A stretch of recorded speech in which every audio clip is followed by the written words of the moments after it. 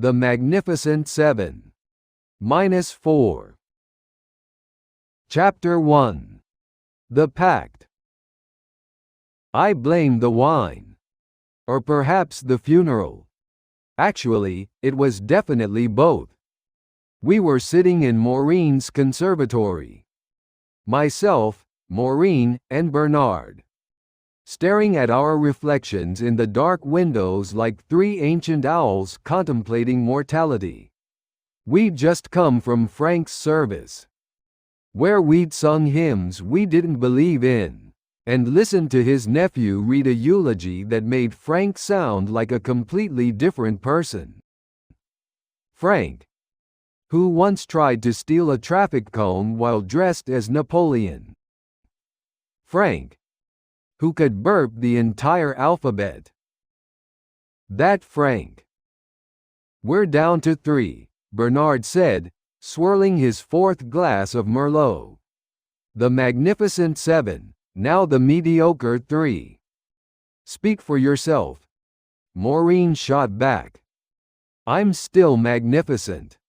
She was, rather. At 73, Maureen had the energy of a caffeinated squirrel and the fashion sense of someone who'd given up caring what anyone thought around 1987. Tonight, she wore a purple velvet tracksuit and what appeared to be a tiara. I chose not to ask. I adjusted my reading glasses and peered at them both. Do you remember what we promised? Back in 72? That we'd never speak of the incident with the rubber dinghy? Bernard offered hopefully. No, the other promise. About the trip. Silence fell over the conservatory. Even Maureen's cockatiel, Trevor, stopped his incessant squawking. We'd made a pact 53 years ago in a grimy pub in Manchester. The 7 of us. University friends who'd somehow stayed together through marriages, divorces, children, grandchildren, and Frank's experimental pottery phase. Would take an epic journey around Europe. We'd mapped it out on beer-stained napkins. London to Istanbul by train, ferry, and whatever else we could manage. Before we're 30, we declared, full of youth and terrible lager. Then life happened. Jobs, babies, mortgages, responsibilities. The trip became, next year, then, someday. Then a joke we'd bring up at Christmas parties before quickly changing the subject. We're 70-something, Bernard said. We've got dodgy knees, 3 hip replacements between us, and I can't eat onions anymore. Perfect time, then, I said, surprising myself. What are we waiting for? Permission? We're nearly dead anyway. Cheerful, Geoffrey, Maureen said.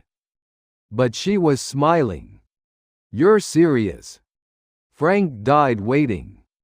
So did Rita, Eric, and Julia.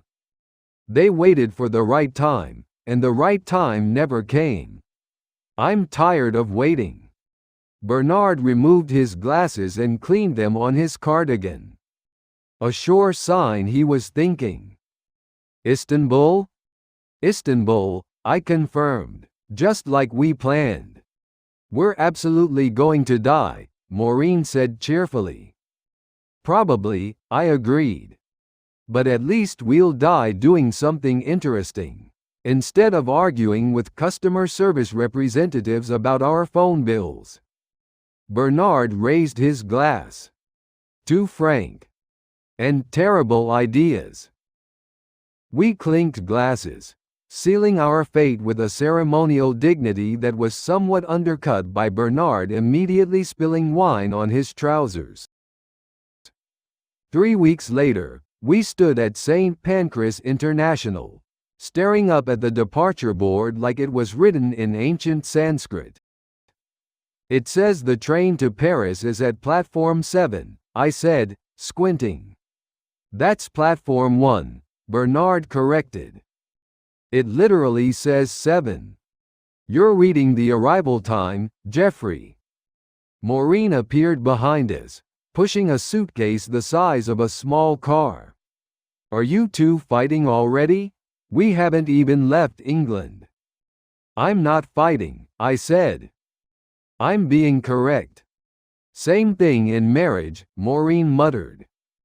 Platform 10, by the way, I asked someone. We made our way through the station, a slow-moving chaos of rolling luggage and confusion. Bernard had insisted on bringing his own pillow. Hotel pillows are too soft. While I'd packed my entire medicine cabinet, including remedies for ailments I didn't currently have but might develop. Preparation, I called it. Maureen called it hypochondria. The Eurostar was sleek and modern, which immediately made me suspicious. I preferred trains that looked like trains, not suppositories on wheels. But I settled into my seat. Bernard to my left, Maureen across the aisle. And felt something I hadn't experienced in decades. Excitement. Pure, uncomplicated excitement. Next stop, Paris, Maureen announced, producing a bottle of champagne from her handbag like a magician pulling a rabbit. You can't bring your own alcohol, Bernard said. Watch me. As the train pulled out of London, I gazed out the window at the grey cityscape giving way to countryside. Somewhere behind us, we'd left our careful, predictable lives. Somewhere ahead lay adventure, disaster, or possibly both. The champagne cork hit Bernard in the forehead. Definitely both, I muttered. Chapter 2. Paris is always a good idea. They lied.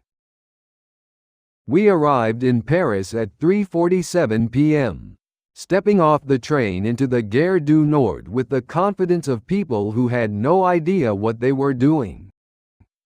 My French is excellent, Maureen announced. I took evening classes in 1986. 39 years ago, I said. Like riding a bicycle, Geoffrey. You never forget. She proceeded to confidently tell a station employee that we needed directions to the Bibliothèque de Fromage, which I was fairly certain meant library of cheese.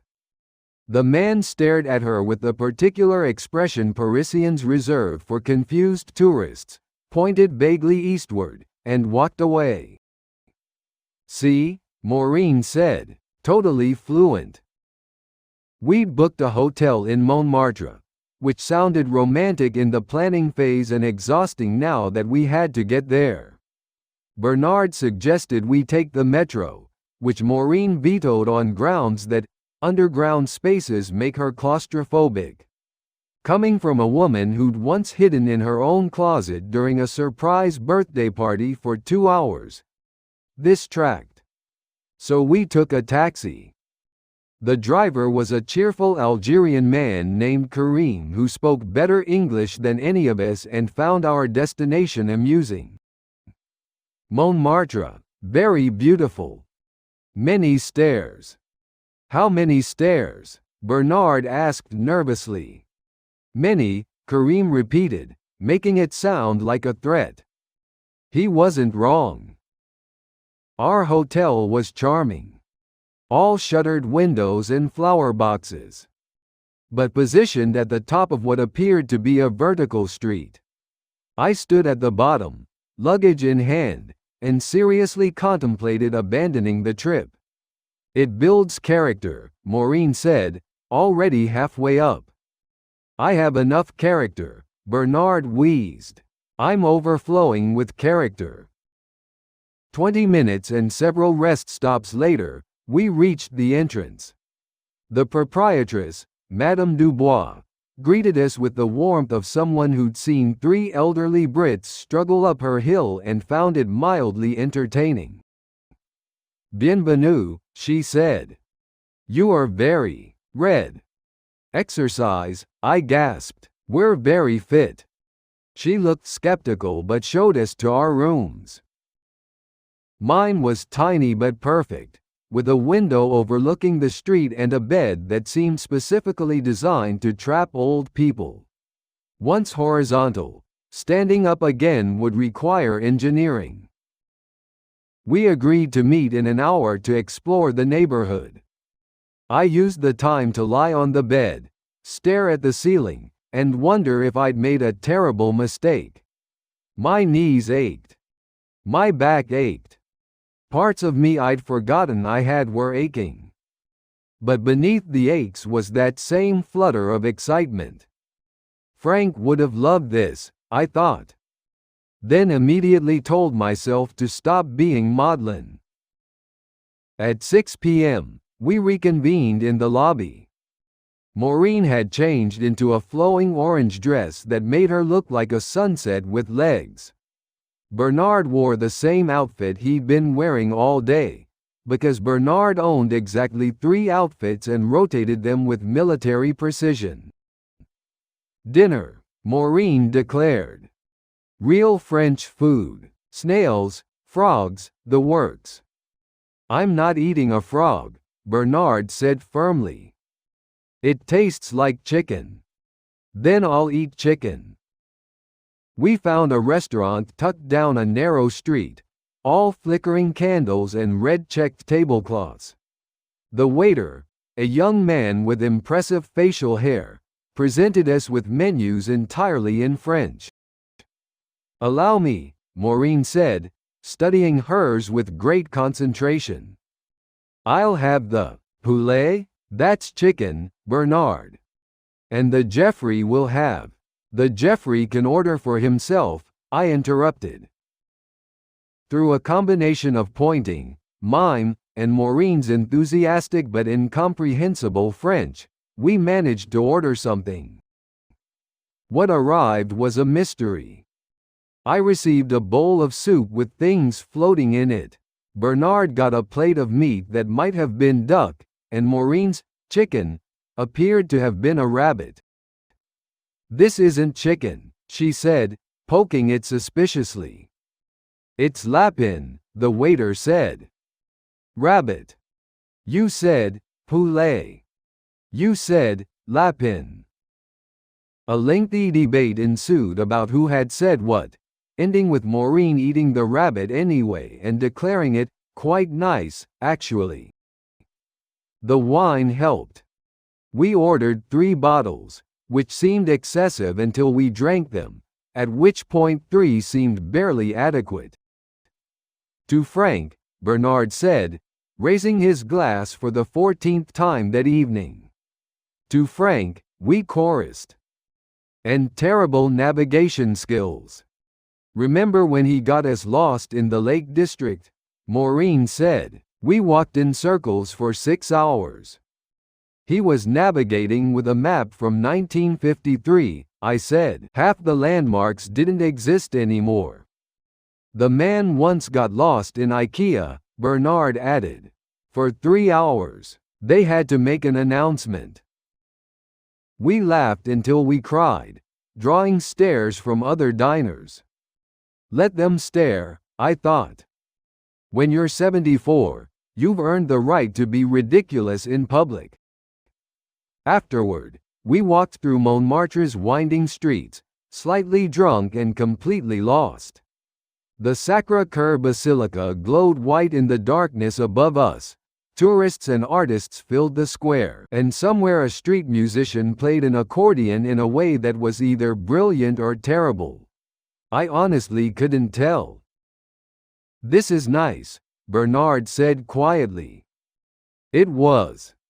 Despite the aching feet, despite getting lost, despite everything, it was profoundly, unexpectedly nice. We found our way back to the hotel eventually, guided by Maureen's instinct and my phone's GPS, which I consulted secretly because admitting we needed technology would have undermined Maureen's confidence. In my room, I opened the window and listened to Paris at night. Distant traffic, laughter, the city breathing. My phone buzzed. A message from my daughter Rachel asking if we were all still alive. I sent back a photo of the three of us at dinner, glasses raised, looking ridiculous and happy.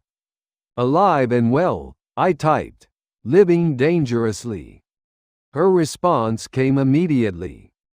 Don't break anything. No promises, I replied. Chapter 3. Switzerland or bust. Preferably not bust. The train from Paris to Zurich was supposed to be scenic. The brochures promised breathtaking alpine views and comfortable modern carriages. What they didn't mention was that comfortable was subjective and that Bernard snored like a chainsaw with respiratory problems.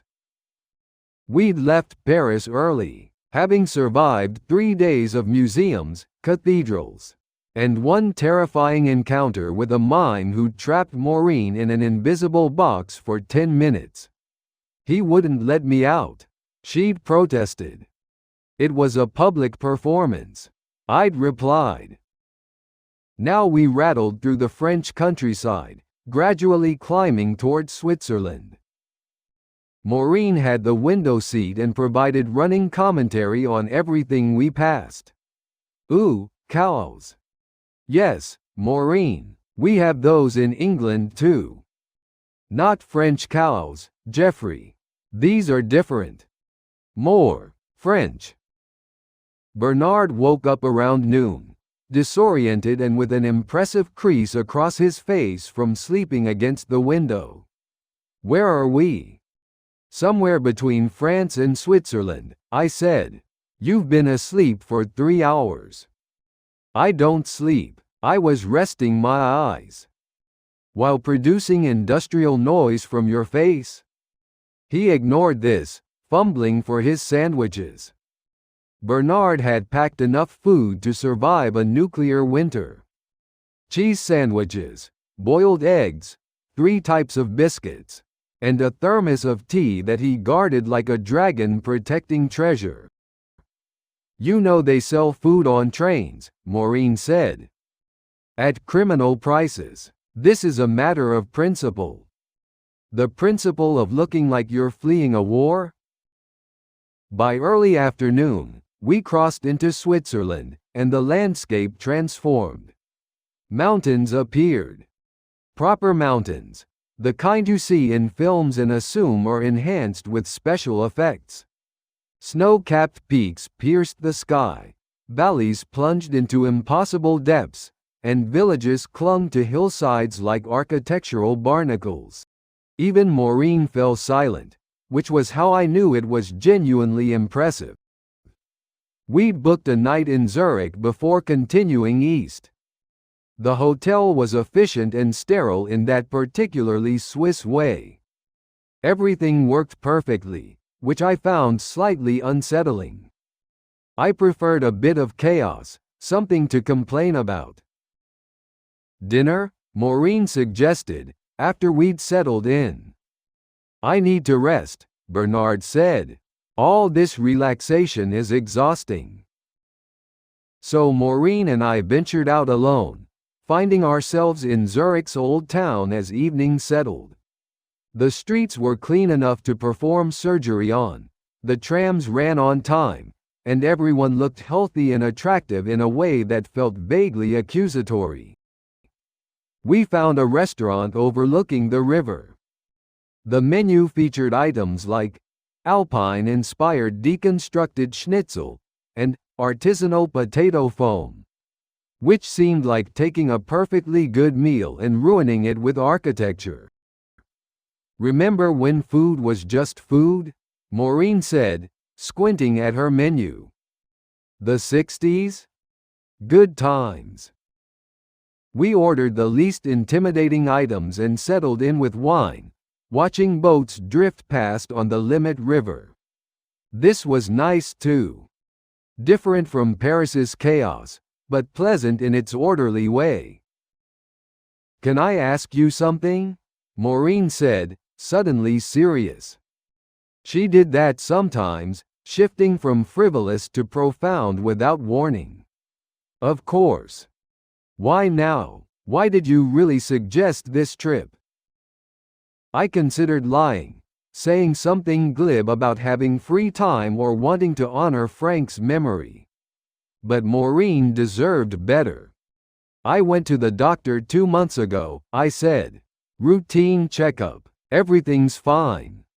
I'm not dying or anything dramatic. But he asked what I was doing with my time, and I realized I didn't have a good answer. I've spent 10 years since Judith died just existing, going through motions. And when Frank died, I thought, what am I waiting for? Maureen reached across the table and squeezed my hand. For what it's worth, I think you're doing splendidly, apart from your terrible navigation. My navigation is fine. Geoffrey, you got us lost in the hotel this morning. The corridors all look the same. Our food arrived. Beautifully presented, microscopic portions arranged like tiny edible sculptures. We stared at them. Is this dinner or performance art? Maureen asked. I genuinely can't tell. We ate the precious morsels, still hungry afterward, and ended up at a McDonald's near the station, where we consumed alarming quantities of chips while Swiss teenagers gave us pitying looks. This is undignified, I said, sauce on my chin. This is delicious, Maureen corrected. Dignity is overrated. Back at the hotel, I found Bernard in the lobby, reading a newspaper and looking troubled. What's wrong? I've been thinking about the next leg, he said. Paris to Zurich was fine. But getting to Istanbul means going through Austria, Hungary, Romania, Bulgaria. What if we can't manage it? Then we turn back. Bernard, we're not Edmund Hillary climbing Everest. We're 3 pensioners on trains. If it becomes too much, we go home. No shame in that. He nodded but didn't look convinced. Bernard had always been a worrier. In university, he'd stressed about exams for months in advance, making detailed revision schedules he'd never follow. Some things didn't change, even after 50 years. We're going to be fine, I said, with more confidence than I felt. You can't know that. No, but that's rather the point, isn't it? Chapter 4. The Great Budapest Catastrophe. Vienna passed in a blur of coffeehouses and classical music. We spent 2 days there, during which Maureen tried to convince us to attend the opera. Culture. And Bernard and I staged a successful rebellion that ended with us watching football in a pub. But Budapest was where things got interesting. We arrived on a Thursday afternoon, stepping off the train into Keleti Station's grand, slightly crumbling architecture. The city felt different immediately. Louder than Switzerland, scruffier than Vienna, with an energy that suggested things happened here, not all of them legal. I love it, Maureen declared, breathing deeply as if she could inhale the city's essence. She mostly inhaled bus exhaust, but the sentiment stood. Our hotel was in the Castle District, which sounded grand until we realized it meant navigating a hillside that made Montmartre look like a gentle slope. We took a taxi. We'd learned our lesson. Driven by a man named Laszlo who spoke enthusiastic but incomprehensible English, and pointed out landmarks at high speed while gesturing wildly with both hands. He's not watching the road, Bernard hissed, gripping his seat. He doesn't need to, Maureen said. He's got the spirit of the road. That's not a thing. We survived, checked in, and agreed to meet for dinner. The hotel receptionist recommended a restaurant in the Jewish Quarter, famous for its traditional Hungarian cuisine. Very authentic, she assured us. Tourists love it. The place was called Ruin Bar Zimpla, and calling it a restaurant was generous. It was more like a fever dream converted into a venue. Mismatched furniture, walls covered in graffiti and random objects, including a bathtub hanging from the ceiling, and music that seemed to come from everywhere and nowhere simultaneously. This is, Bernard searched for words. Incredible, Maureen finished, already heading for the bar. We found a table in what might have once been a courtyard, ordered drinks, and studied the menu. Everything was heavy on paprika and sour cream, which seemed to be Hungary's solution to most culinary questions. I'll have the goulash, I decided. Make that 3, Maureen said. When in Budapest. The goulash arrived in bowls large enough to bathe a small dog in. It was delicious. Rich, spicy, the kind of food that felt like a hug from inside. We ate until we couldn't move. Then Maureen ordered palinka, a Hungarian fruit brandy that tasted like fire and regret. To Budapest, she announced, raising her glass. We drank. It burned wonderfully. That's when Bernard stood up and immediately sat back down. Bernard, I said. I'm fine, just dizzy. But he wasn't fine. His face had gone pale, sweat beading on his forehead. Maureen and I exchanged worried glances. The kind of glance that older people exchange that means this could be serious. We should get you back to the hotel, I said. I'm fine, Bernard insisted, trying to stand again and failing. Just the heat. The heat was approximately 15 degrees Celsius. Not hot. Between us, Maureen and I got Bernard upright. We paid quickly. Overpaid, actually, in my panic. And half carried him outside. The street spun around us, or maybe that was just me panicking. Hospital? Maureen said quietly. I don't need a hospital, Bernard protested. I need to lie down. We compromised, getting him back to the hotel where he could lie down, but prepared to find a hospital if things worsened. The taxi ride was tense. Bernard slumped between us, Laszlo mercifully driving carefully now, perhaps sensing the mood. At the hotel, we got Bernard to his room. His color was returning, which was good, but I insisted on staying with him. Maureen fetched water while I helped him onto the bed.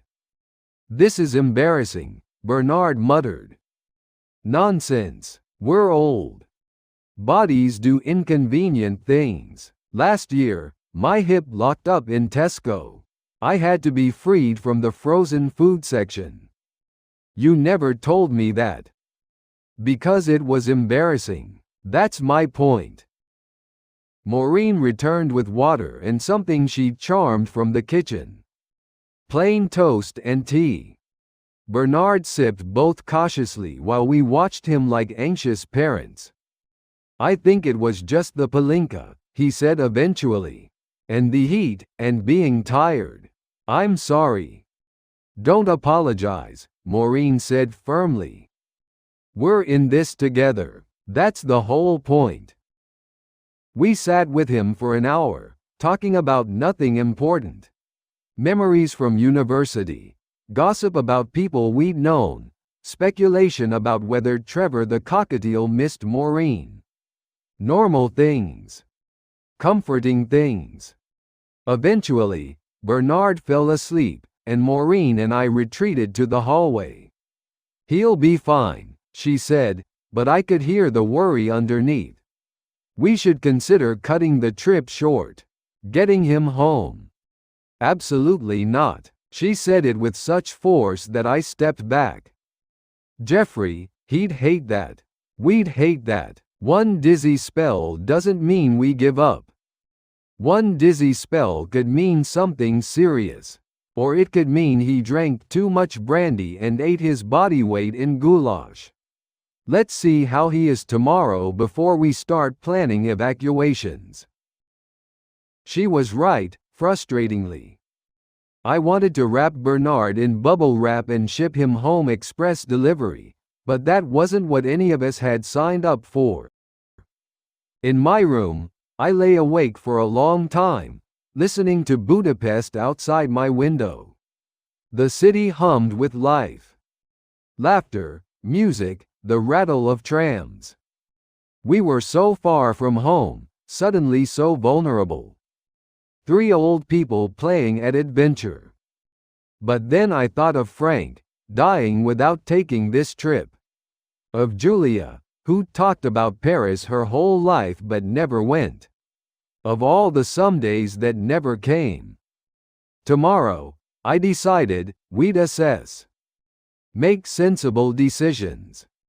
Be responsible. Tonight, we were still on our adventure. That was enough. Chapter 5. The Romanian Diversion. Bernard was fine the next morning. Better than fine. He was embarrassed, which meant he was back to normal. We agreed on a compromise. 1 rest day in Budapest, then continue onward at a gentler pace. No more palinka. More water. Frequent breaks. I'm not an invalid, Bernard protested over breakfast. No one said you were, Maureen replied. But we're not 20 anymore, and pretending we are is how people end up in casualty with interesting stories. We spent the day doing Budapest at senior citizen pace. A river cruise. Sitting. A visit to the thermal baths. More sitting, but wet. And dinner at a restaurant that didn't involve hanging bathtubs or spirits that could strip paint. The next day, we boarded a train to Bucharest. The Romanian countryside was a revelation.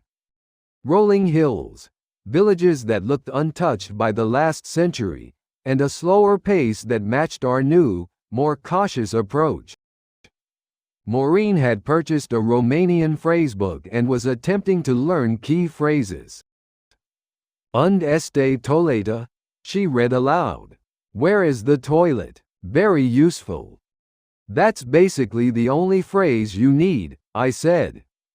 Excuse me, Geoffrey, but some of us have cultural curiosity. And weak bladders, apparently. Bucharest surprised us. We'd expected something Soviet and grim, but the city was lively, full of beautiful architecture mixed with communist-era blocks, in a way that shouldn't work but somehow did. Our hotel was in the old town, down a street full of cafes and restaurants with outdoor seating, where people sat for hours, smoking and arguing passionately about nothing in particular. This feels right, Bernard said that evening, as we sat at one such cafe, drinking Romanian beer and watching the world pass. Less touristy. He was right. In Paris, we'd been tourists. Pointed at, occasionally smiled at, mostly tolerated. In Zurich, we'd been curiosities. But in Bucharest, no one cared. We were just 3 old people in a city full of people of all ages, all living their lives. I could stay here, Maureen mused. Open a cafe. Become a local character. You're already a local character in Dorset, I pointed out. Yes, but here I'd be an exotic local character. It's different. We'd planned 2 days in Bucharest, but on the second day, disaster struck. Not disaster. No one died or was seriously injured. But it was definitely a situation. We'd gone to visit the Palace of Parliament. That massive, excessive monument to totalitarian megalomania that's somehow also weirdly impressive. After the tour, Bernard realized his wallet was gone. "It was in my pocket," he said, patting himself frantically. "I had it at the hotel." "You definitely had it," Maureen confirmed. "I saw you pay for coffee." We retraced our steps. Cafe, hotel, taxi, Parliament. No wallet. It had simply vanished, taking with it Bernard's bank cards, travel money, and most importantly, his train tickets and passport. "Don't panic," I said, watching Bernard panic. "We're in Romania. I have no money, no passport, no way to get home or continue the trip."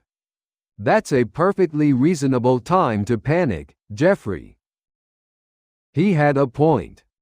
We went to the British Embassy, which was closed because apparently even international crises respect weekends. A sign directed emergencies to a phone number. I called, explained our situation to a bored-sounding official who promised someone would call back within 24 hours. 24 hours? Bernard said weakly.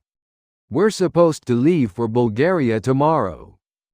"Then we don't leave tomorrow," Maureen said practically. "We stay until this is sorted.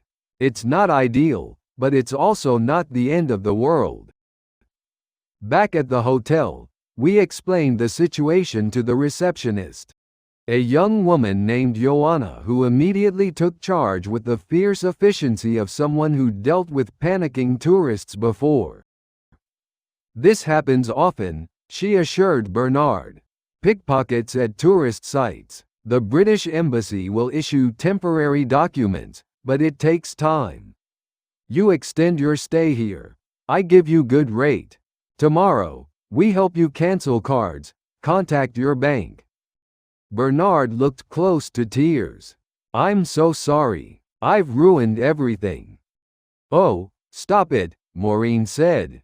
"Things happen. We adapt. That's the whole point of this trip. We're supposed to be having an adventure. Adventures have complications." "I wanted good complications," Bernard said. "Not, stranded in Eastern Europe, complications." "Define good complications," I said. He thought about it. "Fair point."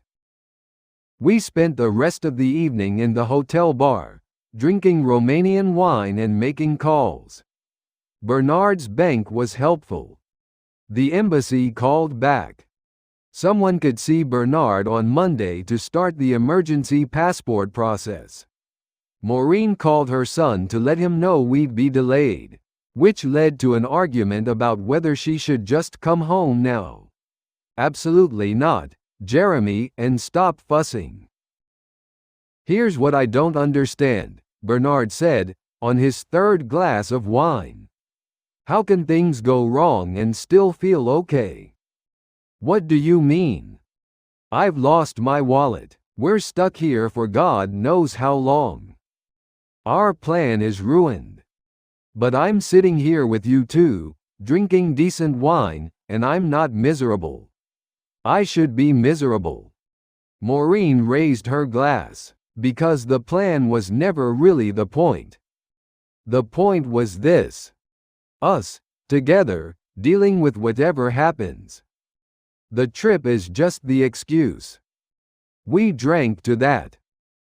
Over the next 3 days, we became unexpected experts in Romanian bureaucracy. The embassy issued Bernard temporary documents. His bank sent emergency funds. We cancelled train tickets and rebooked for later dates. It was tedious, occasionally frustrating, but we managed. And in between the paperwork and phone calls, we explored Bucharest. We found a restaurant that served the best mamaliga. Polenta, basically, but calling it that felt insulting.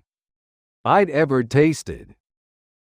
We visited a bookshop where the owner, learning of our predicament, gave us free coffee and lengthy recommendations for books we couldn't read because they were in Romanian. We walked through Sismiju Gardens in the early morning when the city was quiet and the light was golden. This has been my favorite part, Maureen said as we sat by the lake, feeding ducks with bread we'd bought from a vendor. Being stranded? Being unplanned. In Paris, we were ticking boxes. See the tower, visit the museum. Here, we're just being. Does that make sense? It did. When we finally left Bucharest, 5 days later than scheduled, Bernard had his temporary passport, new bank cards, and a story that would dominate family dinners for years. We took a night train to Sofia. A long, rattling journey in sleeper cars that felt romantically vintage until we actually tried to sleep in them. This is intolerable, Bernard said, attempting to arrange himself on a bunk clearly designed for someone half his height. It's authentic, Maureen said from the bunk above. So is the bubonic plague. Doesn't mean I want to experience it. Despite the discomfort, I loved that journey. Lying in the dark, feeling the train sway and clatter, watching lights from unknown villages flash past the window. We were moving through countries, through time zones, through our carefully planned lives into something messier and more real. Somewhere around 3 a.m., as we crossed into Bulgaria, I heard Maureen's voice from above, "Geoffrey? You awake?" "Unfortunately." "Thank you." "For what?" "For the wine at the funeral. For suggesting this. For putting up with me." "Someone has to," I said. "Might as well be us." Bernard snored from across the cabin. Outside, Bulgaria was dark and unknowable. Inside, 3 old friends rattled toward Istanbul, slightly behind schedule but exactly where we needed to be. Chapter 6. Bulgarian Interlude and a Revelation. Sofia greeted us with rain. Proper British rain. The kind that felt like home but looked wrong against the Cyrillic signs and Orthodox churches. We splashed through puddles to our hotel, a converted communist-era building that had been redecorated with what I can only describe as enthusiastic optimism. Every room was a different color. Mine was aggressively yellow. "It's like being inside a highlighter," I told Maureen at breakfast. "Mine's purple," she said. "Purple ceiling, purple walls, purple bathroom. I feel like I'm living inside a quality street." Bernard had drawn green. "At least it matches my complexion," he said gloomily. The night train hadn't agreed with any of us. We'd planned only 2 days in Sofia. A brief stop before the final push to Istanbul. But our Romanian delay meant we'd had to adjust everything, and we were now running nearly a week behind our original, wildly optimistic schedule. "Should we skip Sofia entirely?" Bernard suggested. "Press on to Istanbul?" "Absolutely not," Maureen said. "We're here now. We see Sofia." So we did, rain and all. The city was an odd mix of Ottoman mosques, Soviet architecture, and modern glass buildings, all crammed together like a historical mixer party where everyone was too polite to leave. We visited the Alexander Nevsky Cathedral, which was stunning in that way that massive gold-domed churches tend to be. Maureen lit a candle for Frank, then one for each of our departed friends until she'd created a small forest of flames. You're supposed to light one, I whispered. I've got 4 dead friends and a limited time to honor them, she whispered back. I'm lighting multiple candles. That afternoon, over lunch at a traditional Bulgarian restaurant, Bernard made an announcement. I'm not going to Istanbul. Maureen and I stared at him. What do you mean you're not going? Maureen said, we're 1 country away. We're nearly there. I know, and I'm incredibly proud we've made it this far. But I'm exhausted, Maureen. My body hurts. I'm not sleeping properly. And honestly? He smiled sadly. I've realized something. I don't need to get to Istanbul to feel like we've achieved something. We already have. I felt my chest tighten. Bernard, let me finish. Geoffrey, you suggested this trip because you were tired of waiting for the right moment. Well, for me, these past 2 weeks have been the right moment. Every single day. Paris was perfect. Budapest was perfect, even with the dizzy spell. Especially with it, actually, because you two took care of me. Romania was perfect, wallet disaster and all. This. He gestured around the restaurant, at us, at everything. This is what I was waiting for. I don't need to tick off Istanbul to feel complete. But the Pact, Maureen said weakly. The Pact was made by 20-year-olds who didn't understand that life happens. We're here, the 3 of us, having done something remarkable. That's enough. More than enough. The waiter arrived with our meals. Chopska salad, kebabchi, banitsa. And we ate in silence, processing Bernard's words. Finally, Maureen spoke. You're absolutely right, and I hate it. I know, Bernard said gently. I felt something shift inside me. Bernard was right. Istanbul had always been a symbol, not a destination. We'd spent 50 years building it up into this mythical endpoint, when the truth was simpler. We'd already found what we were looking for. So what do you want to do? I asked. I'd like to spend a few more days here, Bernard said. Really see Sofia, not rush through it. Then head home, slowly. Maybe stop somewhere on the way back. I want to enjoy the return journey instead of treating it like something to endure. And us? Maureen asked quietly. What should Geoffrey and I do? Bernard looked at us both seriously. I think you should go to Istanbul. Without you? I said. That doesn't feel right. It feels perfect. You two want to finish this. I can see it. And you should. My journey ends here, and that's okay. Yours continues. That's okay too. We don't all have to have the same ending. We argued about it for the rest of lunch, then through coffee, then during a walk through the city gardens where we sheltered from another downpour under a communist-era concrete pavilion.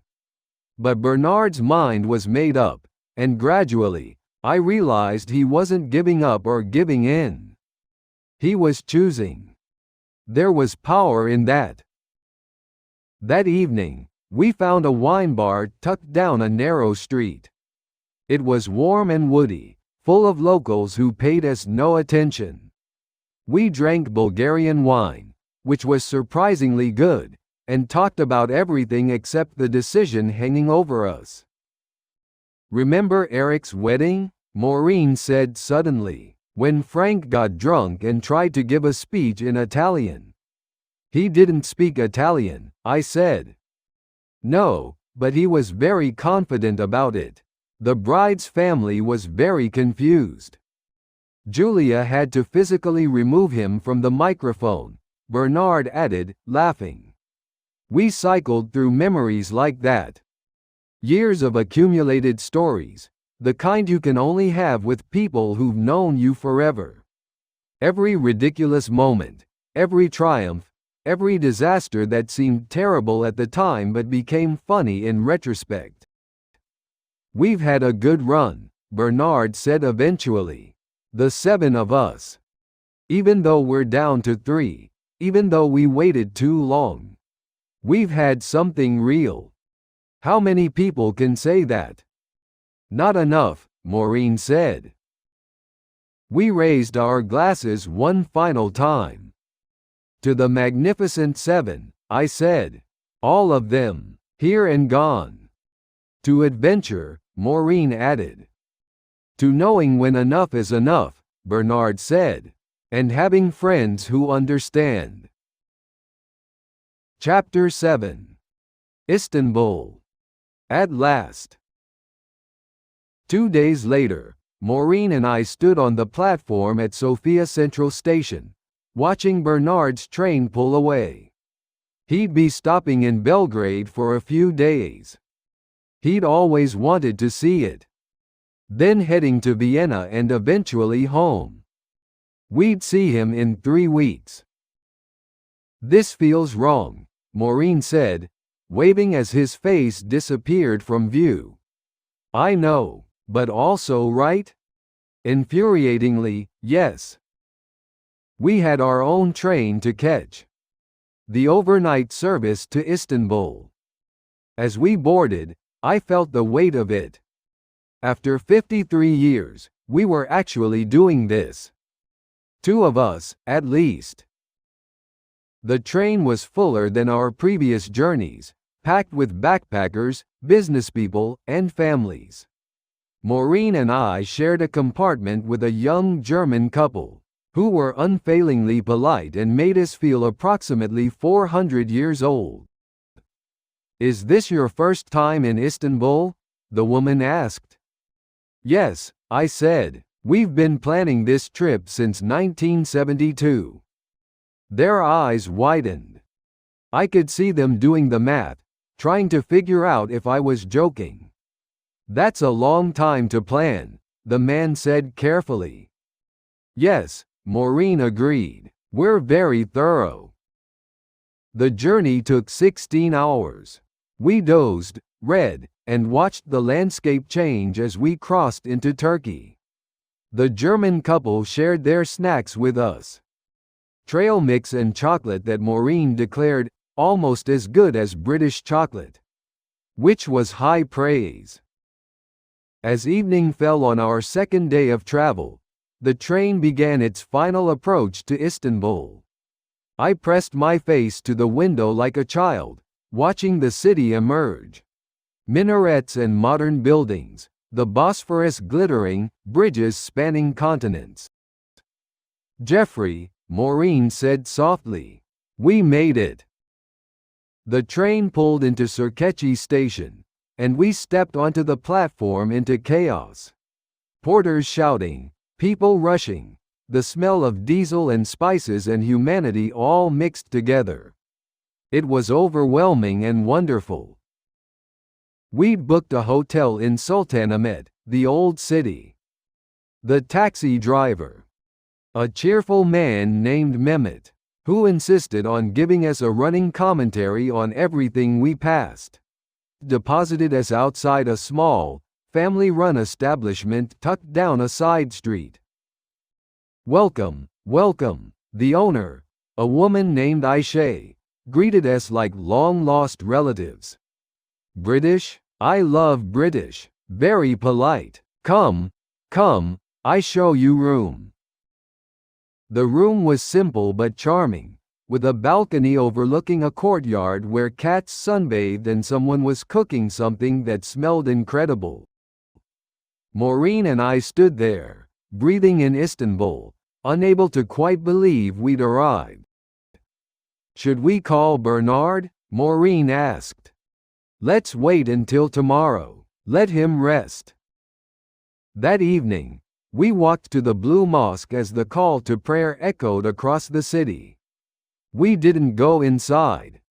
We just stood in the square, watching lights come on across Istanbul. Boats moving on the Bosphorus, the city transitioning from day to night. Frank would have loved this, Maureen said. They all would have. Do you think we should feel guilty? That we're here and they're not? I considered it. No, I think we should feel grateful. We're here because of them, in a way. Every one of them taught us something about living. Even if the lesson was, don't wait. The next 3 days were a blur of experiences. We visited the Hagia Sophia, where Maureen cried at the sheer beauty of it.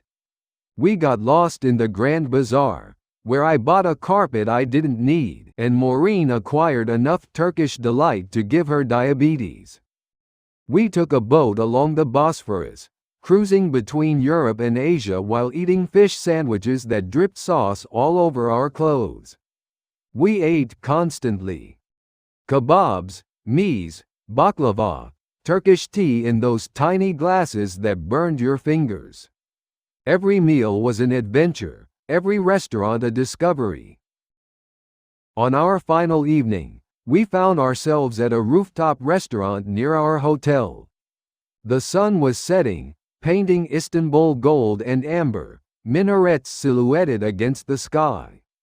We ordered wine and food we couldn't pronounce, and sat in comfortable silence.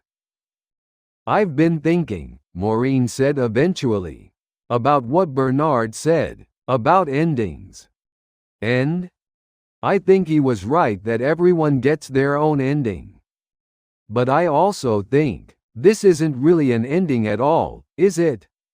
We'll go home, back to our regular lives. But we'll be different. I'm different. How so?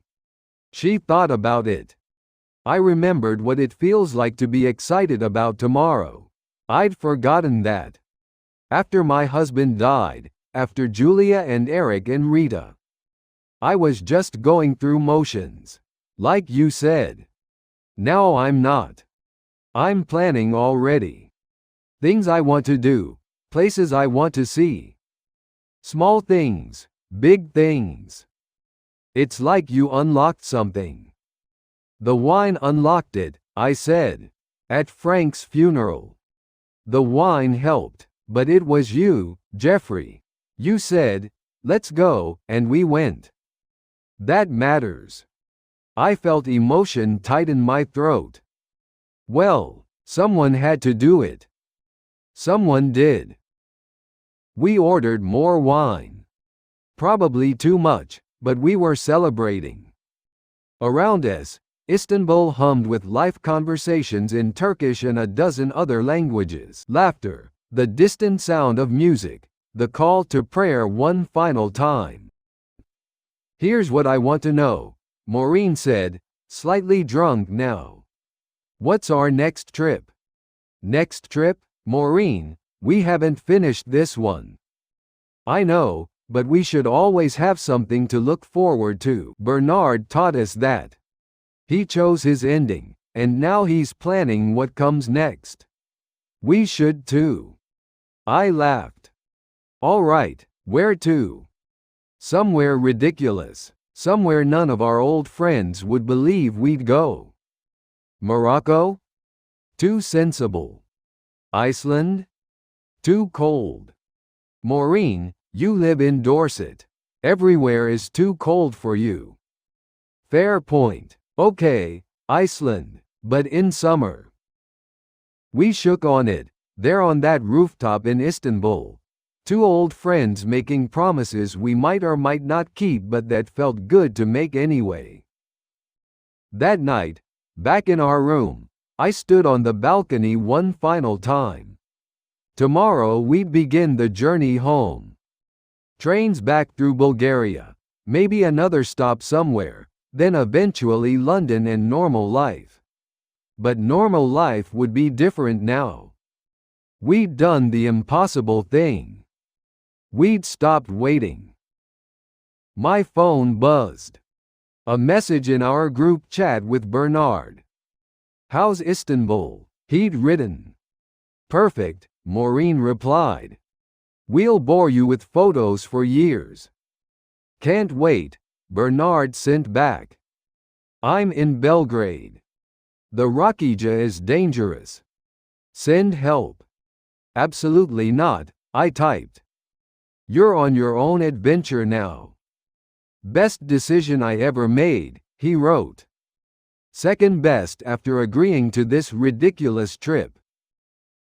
I put my phone away and looked out at Istanbul one last time. This city we dreamed about for 53 years. That had existed in our imaginations longer than in reality. It was more beautiful than we'd imagined and somehow less important. The journey had become the thing. The friends had always been the thing. From inside, I heard Maureen humming. Something tuneless and happy. A cat yowled in the courtyard. A scooter buzzed past on the street below. Life, in all its messy, imperfect glory. Geoffrey, Maureen called. Come look at this. Trevor sent me a video. Your cockatiel can't send videos. My son sent me a video of Trevor. Same thing. Come on, it's quite funny. He's attacking a mirror. I went inside, leaving the balcony door open so Istanbul could drift in. Sounds and smells and the sense of being somewhere far from home but exactly where I needed to be. The Magnificent Seven were down to 3. Frank, Julia, Rita, and Eric were gone. But they'd come with us anyway, in every memory, every laugh, every moment of this strange, wonderful, ridiculous journey. We'd made it to Istanbul. And more importantly, we'd figured out that getting there had never really been the point. Epilogue. 6 months later, Bernard, Maureen, and I stood at Heathrow Airport, boarding passes in hand, preparing for our trip to Iceland. This is insane, Bernard said. He'd decided he wanted to come after all. We're too old for this. We were too old for Istanbul, Maureen pointed out. Didn't stop us. Iceland is different. It's cold. There are volcanoes. There are volcanoes everywhere, Bernard. You just don't usually walk near them. I smiled, watching them bicker with the comfortable ease of people who'd spent a lifetime together. We'd made it home from Istanbul. Each of us changed in small but important ways. Bernard had started painting. Badly, but enthusiastically. Maureen had joined a hiking group and was dating one of the members, which she refused to admit was dating even though it obviously was. And I'd started writing again, something I hadn't done since university. We were still old. Our knees still hurt. We still needed afternoon naps and took too many medications. But we'd remembered how to be alive instead of just living. Ready? I asked them. Absolutely not, Bernard said. Perfect, Maureen said. Let's go. We walked toward our gate, 3 old friends heading into whatever came next, together. Somewhere, I like to think, Frank and the others were watching and laughing at us. Laughing with us. The Magnificent Seven, forever ridiculous, forever together, forever young in the only ways that mattered.